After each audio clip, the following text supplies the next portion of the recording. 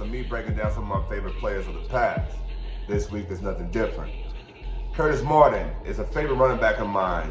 Entered the National Football League in 1995, played 11 years. He hails from the great city of Pittsburgh, Pennsylvania. But before we get to some of his backgrounds, let me tell you why he's one of my favorites. Curtis was a smooth operator. When he had the football in his hands, he was quite slippery for defensives to try to tackle him. But he was also on the football field. If you just slow down the footage, or you turn the volume off, he seemed to just flow through traffic. He's a gap scheme runner where he timed it up perfect with his center guards or tackles who were pulling, or if he had a lead block and a fullback, he had enough separation in time to anticipate his cuts or set the cuts up. And because of that, he was a hell of a runner. But all that came to him late in life because he wasn't introduced to the game of football until he was a senior in high school, which was actually advocated by his mom. But Curtis, like I, saw football as a means as a way out. And then what he means by that is he had a rough upbringing. And he wanted to change the trajectory of his life, not only for himself, but for his family. And he saw that through the game. In his lone year playing the sport in high school, he would run for over 1,700 yards and 20 touchdowns. Those kind of stats would turn the heads of a lot of coaches. But Curtis wanted to stay close to home. He seen football as a means of a way out, getting a free education, and also, lucky enough, he may make it to the National Football League and change the trajectory not only for himself, but for his family as well. His time in Pittsburgh, though, wouldn't come easy. He would deal with a lot of injuries. He'd be in and out of the lineup because of it. His sophomore year, he would have over 1,000 yards from scrimmage. His junior year, he had 1,000 yards and 7 touchdowns. But the marquee game that really turned the heads of a lot of coaches was the game against University of Texas. He rushed for over 251 yards, and at the time, it was actually the most impressive game as a running back against the University of Texas ever. After that 250-yard performance against University of Texas, a week later, Curtis Martin would find himself injured.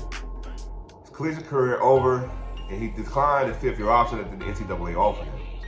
In that 1995 draft, Curtis Martin would find himself drafted to the New England Patriots in the 3rd round at the 74th pick overall.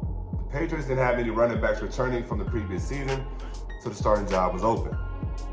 His first carry in the National Football League, Curtis would go for 30 yards. At the end of that game, he would find himself eclipsing a 100-yard game.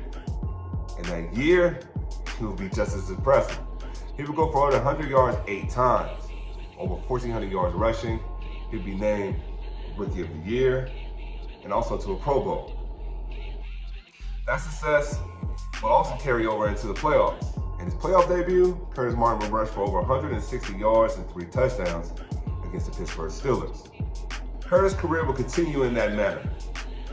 He's a runner that is steady, consistent, and because of that, he would go for 1,000 yards 10 consecutive times.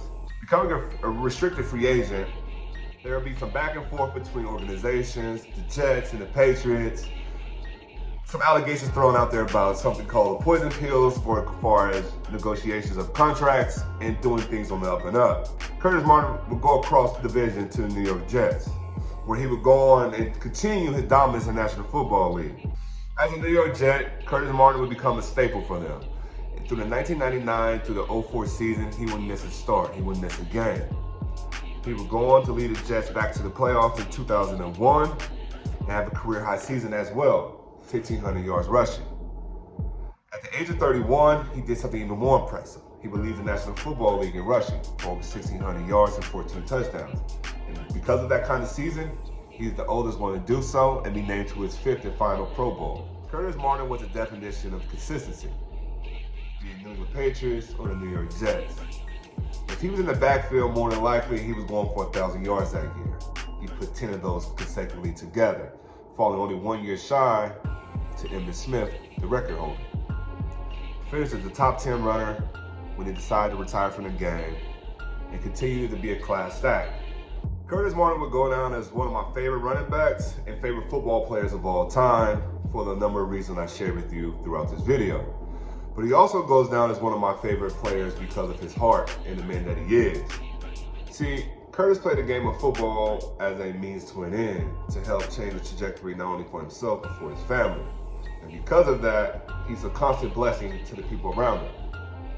In his Hall of Fame speech, though, he shockingly blessed me unknowingly. In that Hall of Fame speech, Curtis goes on to talk about problems. And there's 5 things that problems could do for you and change the way you look at them, how you address them, and ultimately overcome them. The 5 things problems could do for you, as according to Curtis Martin, is they can direct you, they can inspect you, they can correct you, they can protect you, and they definitely can perfect you. When he said those things, I was in the middle of my career where I felt that I could complain about a lot, but I chose not to. I looked to see every challenge and every problem before me as an opportunity to get better. Curtis in that moment showed me that no matter what you do on the football field, it's really about what you say and do with the platform that you're given.